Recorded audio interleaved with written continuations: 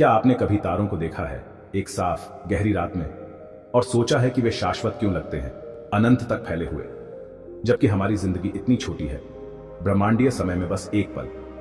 हजारों सालों से इंसान अमरता का सपना देखते आ रहे हैं, एक ऐसी लूजेज जो सभ्यता जितनी ही पुरानी है। जवानी के फव्वारे जो हमेशा जवान रहने का वादा करते हैं, जादुई दवाइयां जो गुपचुप तरीके से बनाई जाती हैं, जिनके बारे में कहा जाता है कि उनमें अनंत जीवन का राज छिपा है। ऐसे देवता जो कभी बूढ़े नहीं होते, जो हमारी पहुंच से दूर के लोकों में हमेशा रहते हैं। ये लालसा सार्वभौमिक है, हमारी कहानियों और संस्कृतियों में बुनी हुई है। एक ऐसा धागा जो हमें समय के पार जोड़ता है, जिज्ञासा और डर दोनों को दर्शाती है। अनंत सन फीलिंगों का विस्मय अज्ञात के डर के साथ मिला हुआ है। हम जन्मदिन मनाकर समय को चिन्हित करते हैं, एक और साल का जश्न मनाते हैं। हर एक हमारी सीमित यात्रा की याद दिलाता है, एक कोमल संकेत इनएविटेबिलिटी की ओर। हमेशा जीने का विचार बहुत आकर्षक है, एक सायरन गीत जो अनकहे चमत्कारों का वादा करता है। सीखने के लिए अनंत समय, ब्रह्मांड के रहस्यों में डीपी से जाने के लिए, हमारी दुनिया के हर कोने और उससे आगे की लूजिज करने के लिए, और प्रेम युगों युगों तक संबंधों को गहरा करते हुए। लेकिन इसका असल मतलब क्या होगा? ऐसे उपहार या अभिशाप के वास्तविक निहितार्थ क्या हैं? क्या हमारा दिमाग सदियों की यादों, अनगिनत अनुभवों का बोझ संभाल पाएगा, या हम अपने ही अतीत में खो जाएंगे, भूले हुए पलों के सागर में बह जाएंगे?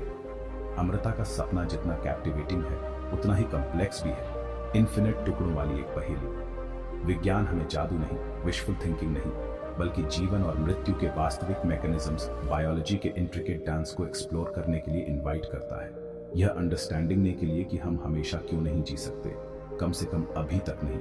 हमें पहले यह अंडरस्टैंडिंग न होगा कि जीवन क्या है, अपनी सभी नाजुक सुंदरता में यह कैसे काम करता है, वह एलिगेंट मशीनरी जो हमें चलाए रखती है, और वे नियम जो हर जीवित चीज को नियंत्रित करते हैं, वे प्राकृतिक नियम जो हम सभी को बांधते हैं। तो आइए जीवन के विज्ञान में अपनी यात्रा शुरू करें। ज्ञान की लूजिज, उम्र बढ़ना, हमारे अंदर की वह लगातार टिक टिक करती घड़ी, और एंडिंग प्रश्न, वह जिसने सदियों से मानवता को परेशान किया है, क्या हम कभी अपनी मॉर्टैलिटी से बच सकते हैं? यह अंडरस्टैंडिंग ने के लिए कि जिंदगी खत्म क्यों होती है, एक ऐसा सवाल जिसने हजारों सालों से इंसानियत को परेशान किया है। हमें सबसे पहले एक बेसिक चैलेंज का सामना करना होगा। हमें मौत को डिफाइन करना होगा। किसी चीज के डेड होने का असल मतलब क्या है? क्या यह सिर्फ जिंदगी की गैर मौजूदगी है, या इसमें कुछ और गहरा है? अपने कोर में मौत तब होती है जब एक ऑर्गेनिज्म के बायोलॉजिकल प्रोसेस, वो बारीक और आपस में जुड़े सिस्टम जो जिंदगी को बनाए रखते हैं, परमानेंटली रुक जाते हैं। वो फंक्शन करना बंद कर देते हैं। वो जिंदगी के लिए जरूरी नाजुक बैलेंस को बनाए रखने में नाकाम रहते हैं। जिंदगी को एक परफेक्टली कोऑर्डिनेटेड ऑर्केस्ट्रा की तरह इमेजिन करो। हर इंस्ट्रूमेंट एक स्किल्ड कंडक्टर के डायरेक्शन में, हार्मनी में अपना पार्ट बजा रहा है। मौत तब है जब कंडक्टर चला जाता है, पोडियम और म्यूजिशियंस को छोड़कर, और म्यूजिक रुक जाता है। इंस्ट्रूमेंट्स खामोश हो जाते हैं, हार्मनी खत्म हो जाती है, और सिर्फ खामोशी रह जाती है। क्लिनिकली ये तब होता है जब दिल और सांस रुक जाती है। वो वाइटल साइंस जिनसे हम जिंदगी की मौजूदगी को मापते हैं, गायब हो जाते हैं। लेकिन असली बायोलॉजिकल मौत तब आती है, एक ज्यादा गहरी और इरिवर्सिबल रुकावट, जब सेल्स, खासकर ब्रेन में, जो हमारे एग्जिस्टेंस का कंट्रोल सेंटर है, इरिवर्सिबल डैमेज का शिकार होते हैं। उनकी बनावट ढह जाती है, उनका फंक्शन बंद हो जाता है, और उन्हें अब ठीक नहीं किया जा सकता। ये सिर्फ इंसानों के लिए नहीं है, ये फेट हमारी प्रजाति तक ही सीमित नहीं है। हर जिंदा चीज, पौधों से लेकर बैक्टीरिया तक, हर ऑर्गेनिज्म जो सांस लेता है और दुनिया के साथ इंटरेक्ट करता है, इस अंत का सामना करता है। उनकी बायोलॉजिकल जर्नी का ये इनएविटेबल एंड, मौत एंट्रोपी की आखिरी जीत है, डिसऑर्डर की तरफ लगातार मार्च। यूनिवर्स की डिसऑर्डर की तरफ टेंडेंसी, सिस्टम्स का ऑर्डर से क्योस की तरफ जाने का नेचुरल इंक्लिनेशन। ऑर्डर बनाए रखने के लिए जिंदगी को लगातार ऊर्जा की जरूरत होती है, उन एंट्रोपिक फोर्सेस से लड़ने के लिए जो इसे तोड़ने की कोशिश करती है। मौत तब है जब वो लड़ाई हार जाती है, जब ऊर्जा के भंडार खत्म हो जाते हैं और एंट्रोपी की ताकतें आखिरकार हावी हो जाती हैं। ये कोई मॉन्स्टर नहीं है, बल्कि एक फंडामेंटल प्रोसेस है, नेचुरल ऑर्डर का एक इंटीग्रल पार्ट, केमिस्ट्री के उस पेचीदा डांस का अंत जिसे हम जिंदगी कहते हैं। एग्जिस्टेंस के नाटक में आखिरी पर्दा गिरने का समय।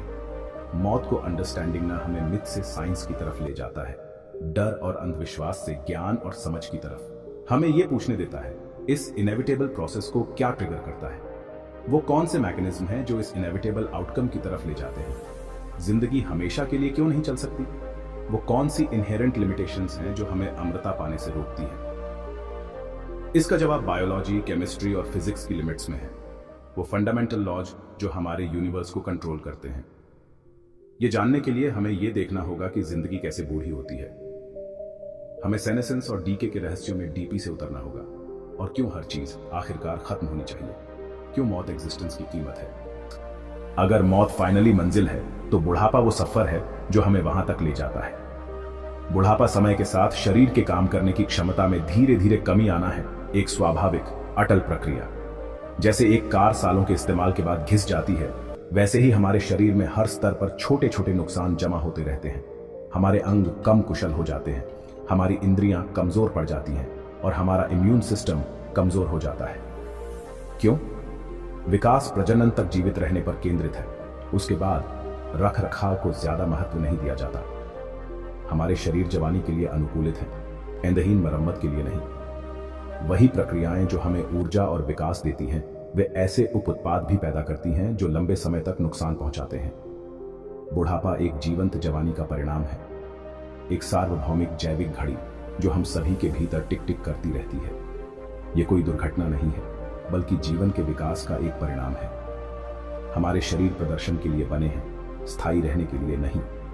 यह धीमी गिरावट वो रास्ता है जिस पर हर जीवित प्राणी को चलना पड़ता है। एजिंग को अंडरस्टैंडिंग के लिए हमें अपने सेल्स पर जूम इन करना होगा और उनके मास्टर ब्लूप्रिंट डीएनए पर। डीएनए में आपके शरीर को बनाने और चलाने के सभी इंस्ट्रक्शंस होते हैं, लेकिन यह लगातार स्ट्रेस में रहता है। हर बार जब एक सेल डिवाइड होता है, उसे अपने डीएनए को कॉपी करना होता है। एक अविश्वसनीय रूप से कॉम्प्लेक्स काम जिसमें छोटी छोटी गलतियां होने की संभावना होती है। लाइफ टाइम में ये म्यूटेशन जमा होते रहते हैं, जैसे किसी किताब में बार बार कॉपी किए गए टाइपो। डीएनए को एनवायरनमेंट से भी डैमेज होता है, जैसे सूरज की रोशनी, केमिकल्स और यहां तक कि हमारा अपना मेटाबॉलिज्म भी। हमारे सेल्स में रिपेयर सिस्टम होते हैं, लेकिन वे परफेक्ट नहीं होते और वे भी एज के साथ खराब होते जाते हैं। जैसे जैसे डैमेज बढ़ता जाता है, इंस्ट्रक्शंस फजी हो जाते हैं और सेल्स कम एफिशिएंटली काम करते हैं। हमारे जेनेटिक ब्लूप्रिंट का यह धीमा करप्शन एजिंग का एक सेंट्रल पिलर है। वही मॉलिक्यूल जो हमें लाइफ देता है, वही हमारे डिक्लाइन की स्टेज भी सेट करता है। डीएनए डैमेज इनएविटेबल है और समय के साथ ये अपना असर दिखाता है। यह एक कारण है कि एजिंग इनएविटेबल क्यों है, लेकिन डीएनए ही एकमात्र लिमिट नहीं है। हमारे सेल्स में एक और बिल्ट इन काउंटडाउन है। डीएनए डैमेज के अलावा हमारे सेल्स की एक इनबिल्ट लिमिट होती है, हेफलिक लिमिट। 1960s में लियोनार्ड हेफलिक ने डिस्कवर किया कि नॉर्मल ह्यूमन सेल्स लगभग 50 से 70 बार ही डिवाइड हो सकते हैं, उसके बाद वे रुक जाते हैं।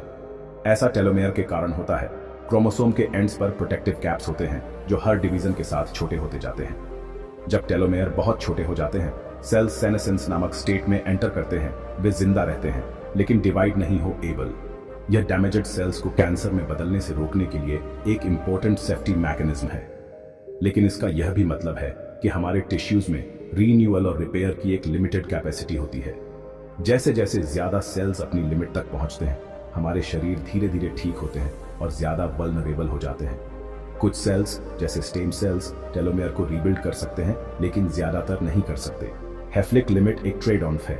यह हमें कैंसर से बचाता है, लेकिन एजिंग में कंट्रीब्यूट करता है। हमारी सेलुलर क्लॉक हमेशा टिक टिक करती रहती है, रीन्यूअल के एंड तक काउंटडाउन करती है।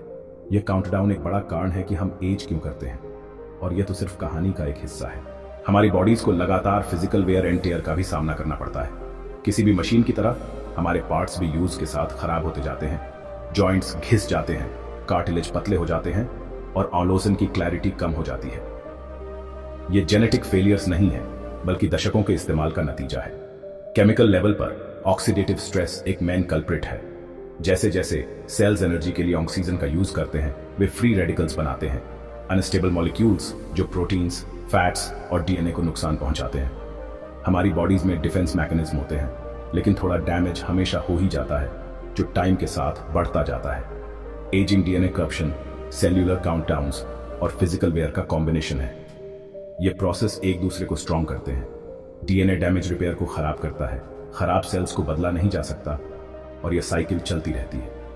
यह एक कॉम्प्लेक्स कैस्केड है जो उस स्लो डिक्लाइन की ओर ले जाता है जिसे हम एजिंग कहते हैं।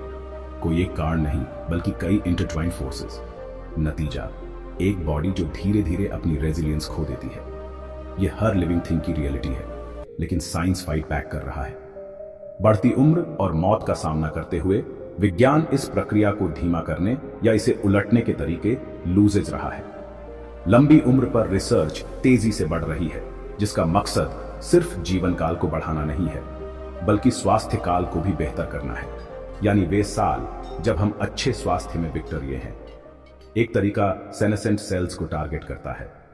ये वे सेल्स हैं जो काम करना बंद कर चुके हैं और सूजन पैदा करते हैं। सेनोलाइटिक्स नाम की दवाएं इन्हें खत्म करने में मदद करती हैं, जिससे जानवरों पर की गई स्टडीज में स्वास्थ्य बेहतर होता है। दूसरा फोकस मेटाबॉलिज्म पर है। कैलोरीज कम करने से कई जानवरों का जीवन काल बढ़ जाता है और वैक्नोलॉजिक इसके प्रभावों की नकल करने के लिए दवाएं बना रहे हैं। सबसे बड़ा सपना जेनेटिक क्लॉक को रीसेट करना है, शायद टेलोमेरस को बदलकर, जो टेलोमेरस को फिर से बनाता है। लेकिन यह जोखिम भरा है। कैंसर सेल्स अमर होने के लिए टेलोमेरस का इस्तेमाल करते हैं, इसलिए सुरक्षा एक बड़ी चुनौती है। लंबी उम्र की तलाश जारी है, लेकिन बायोलॉजी मुश्किल है। कोई जादू की गोली नहीं है, सिर्फ कड़ी साइंस और धीरे धीरे होने वाली तरक्की है। फिर भी स्वस्थ जीवन को बढ़ाने का सपना रिसर्चरों को आगे बढ़ाता है और प्रकृति कुछ हैरान कर देने वाले सुराग देती है। प्रकृति में ऐसे कई जीव हैं जो कमाल के तरीकों से बुढ़ापे को चुनौती देते हैं। ग्रीनलैंड शार्क 400 साल से भी ज्यादा जी सकती है, धीमी मेटाबॉलिज्म और ठंडे गहरे पानी में रहने की वजह से। बोहेड व्हेल 200 साल से ज्यादा विक्ट्री है, डीएनए को ठीक करने वाले अतिरिक्त जीन्स और कैंसर रेजिस्टेंस के साथ। ये जानवर दिखाते हैं कि सही बायोलॉजी के साथ लंबी उम्र मुमकिन है। सही बायोलॉजी के साथ अमर जेलीफिश तो अपने बिगिनिंग स्टेज में वापस जा सकती है और जीवन दोबारा शुरू कर सकती है, जैसे बुढ़ापे को पीछे छोड़ दिया हो। हालांकि ये रणनीतियां अनोखी हैं। ये वैक्नोलॉजिकों को इंसानी लंबी उम्र के रहस्यों को लूझने के लिए प्रेरित करती हैं। इन जानवरों का अध्ययन करने से पता चलता है कि बुढ़ापा कोई फिक्स चीज नहीं है। प्रकृति ने नियमों को मोड़ने के तरीके ढूंढ लिए हैं। उनके रहस्य शायद एक दिन हमें अपने स्वस्थ वर्षों को बढ़ाने में मदद कर सकते हैं, लेकिन फिलहाल वे हमें याद दिलाते हैं कि जीवन आश्चर्यों से भरा है। बुढ़ापे को अंडरस्टैंडिंग ने की लूजेज अभी खत्म नहीं हुई है, और यह हमें अपने जीवन की गहरी सराहना की ओर ले जाता है। मौत की साइंस में हमारी जर्नी, जिसमें इसकी इंट्रिकेट मैकेनिज्म्स और गहरे इंप्लीकेशंस को एक्सप्लोर किया गया है, एक फंडामेंटल और अक्सर अनदेखी ट्रूली चाई को सामने लाती है। यह एक ऐसी ट्रूली चाई है जो हमारे परसेप्शंस को चैलेंज करती है और हमें एग्जिस्टेंस की बड़ी टेपेस्ट्री में अपनी जगह पर फिर से विचार करने के लिए इनवाइट करती है। मौत सिस्टम में कोई फ्लॉ नहीं है जिसे ठीक किया जा सके, बल्कि यह लाइफ के बड़े डिजाइन का एक फंडामेंटल और इंटीग्रल पार्ट है। यह हमारे होने के फैब्रिक में बुना हुआ है, जो एग्जिस्टेंस के कंटिन्यूअस साइकिल का एक जरूरी कंपोनेंट है। वही मैकेनिज्म्स जो हमें बड़ा होने, थ्राइव करने और लाइफ की फुलनेस को एक्सपीरियंस करने देते हैं, वो इनेविटेबली और इनएक्सट्रिकेबली हमें डिक्लाइन की ओर भी ले जाते हैं, उन प्रोसेसेस के इवेंचुअल सेसेशन की ओर। यह एक डेलिकेट बैलेंस है, क्रिएशन और डीके के बीच का एक डांस। लाइफ और मौत अपोजिंग फोर्सेस नहीं है, बल्कि एक ही यूनिफाइड रियलिटी के इंसेपरेबल एस्पेक्ट्स हैं। एक ही सिक्के के दो पहलू, इनएक्सट्रिकेबली लिंक्ड और म्यूचुअली डिपेंडेंट। एक दूसरे के बिना एग्जिस्ट नहीं कर सकता, वे एक दूसरे को डिफाइन करते हैं। यह जानना कि हमारा समय फाइनाइट है, कि हमारे एग्जिस्टेंस की एक डिफाइंड शुरुआत और अंत है, हर एक पल को इन्फिनिटली ज्यादा प्रीशियस बनाता है। यह हमारे रिलेशनशिप्स को एक गहरा मीनिंग देता है, उन कनेक्शंस के लिए अर्जेंसी और अप्रिशिएशन की भावना जो हम बनाते हैं, हमारे गोल्स को पर्पस देता है, हमें स्ट्राइव करने, क्रिएट करने, दुनिया पर अपनी मार्क छोड़ने के लिए मोटिवेट करता है। ये जानते हुए कि ऐसा करने का हमारा समय लिमिटेड है और हमारे एक्सपीरियंसेस को एक प्रोफाउंड ब्यूटी देता है, जिससे हम अपने आसपास की दुनिया की रिचनेस और वंडर का आनंद ले पाते हैं। एक ऐसी लाइफ जिसका कोई अंत ना हो, एक ऐसा एग्जिस्टेंस जो इन्फिनिटी तक फैला हो, पैराडॉक्सिकली अपनी अर्जेंसी, अपनी ड्राइव और अपनी सेंस ऑफ वंडर खो सकता है। साइंस निस्संदेह हेल्थ को बढ़ाने, हमारे क्वालिटी ऑफ लाइफ को बेहतर बनाने और बीमारियां कॉन्कर करने के लिए अपनी रिलेंटलेस सर्च जारी रखेगी। ह्यूमन हेल्थ के रियल्म में क्या पॉसिबल है, उसकी सीमाओं को आगे बढ़ाएगी, लेकिन एजिंग, डिक्लाइन की फंडामेंटल प्रोसेस एक फॉर्मिडेबल और मल्टीफैसेटेड चैलेंज बनी हुई है। आखिर में जब सब कुछ कहा और किया जा चुका है, हम सब स्टारडस्ट से बने हैं। एटम्स जो डाइंग स्टार्स के दिलों में बने थे, स्पेस और टाइम के वास्ट एक्सपेंस में बिखरे हुए, एक फ्लीटिंग ब्रीफ मोमेंट के लिए कॉन्शियस सेंशिएंट बीइंग्स में इकट्ठे हुए जो थॉट, फीलिंग और वंडर के केपेबल हैं। मौत अपने तरीके से उन एटम्स को कॉस्मोस में वापस भेज देती है, उन्हें मैटर और एनर्जी के यूनिवर्सल पूल में वापस रिलीज कर देती है, रिसाइकल होने, रिपर्पस होने और क्रिएशन के अगले साइकिल, स्टार्स और प्लैनेट्स की अगली जनरेशन में रीइंटीग्रेट होने के लिए तैयार। हम में से हर एक मैटर की एक टेम्पररी, ब्यूटीफुल और इंट्रिकेट अरेंजमेंट है जिसे यूनिवर्स की वास्टनेस और वंडर को विटनेस करने, एक्सपीरियंस करने और कॉन्टेम्पलेट करने का प्रिविलेज मिला है। हमारी मॉर्टैलिटी, हमारे एग्जिस्टेंस का फाइनाइट नेचर कोई कर्स नहीं है जिस पर अफसोस किया जाए, बल्कि लाइफ के फ्लीटिंग मिरेकल को चेरिश करने, सेवर करने और अप्रिशिएट करने का एक प्रोफाउंड कारण है उसकी पूरी ब्यूटी और कम्प्लेक्सिटी में। लाइफ की कहानी अपने सभी ट्विस्ट्स और टर्न्स, अपनी ट्रायम्फ्स और ट्रिब्यूलेशंस के साथ इसलिए प्रीशियस है क्योंकि इसका एक एंडिंग है, और शायद यही सबसे बड़ा गिफ्ट है, हमारी अपनी मॉर्टैलिटी का अवेयरनेस जो हमें सच में जीने देता है।